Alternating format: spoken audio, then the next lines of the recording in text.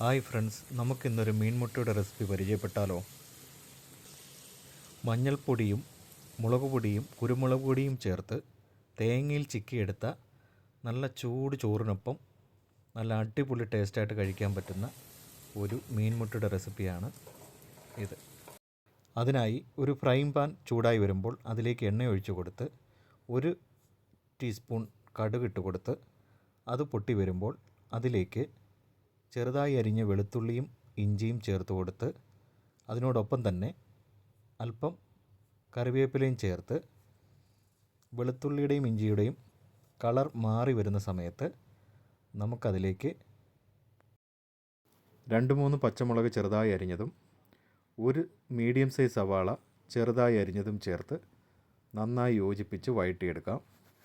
അതോടൊപ്പം തന്നെ 1 ടീസ്പൂൺ ഉപ്പ് കൂടെ ചേർത്ത് കൊടുക്കുക.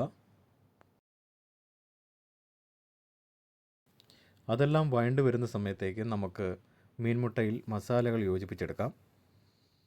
മഞ്ഞൾപ്പൊടി, മുളക് പൊടി, കുരുമുളക് പൊടി, ഉപ്പ് ഇവ ചേർത്ത് നന്നായി മീൻമുട്ട മിക്സ് ചെയ്തെടുക്കുക.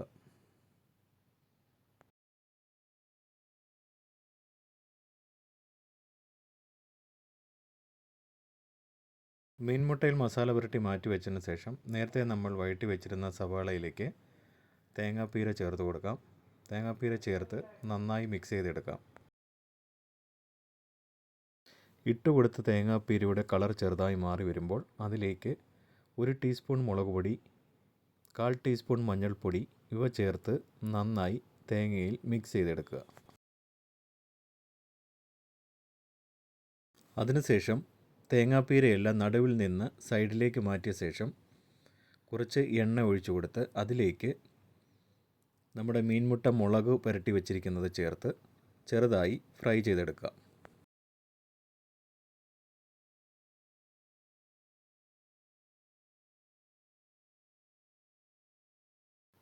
രണ്ട് സൈഡും ചെറുതായി ഫ്രൈ ആയി വന്നതിന് ശേഷം നമുക്ക് എല്ലാം കൂടെ ചേർത്ത് ഇളക്കി ഒരല്പം വെള്ളം ഒഴിച്ചു കൊടുത്ത് അടച്ചു വെച്ച് വറ്റിച്ചെടുക്കാം.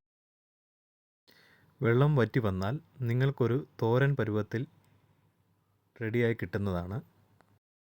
എന്നാൽ എനിക്കിഷ്ടം മൊരിയിച്ചെടുക്കാനാണ്. അതിനാൽ ഞാൻ കുറച്ച് കുരുമുളക് പൊടി ചേർത്ത് നന്നായി മൊരിച്ചെടുത്തിരിക്കുകയാണ്.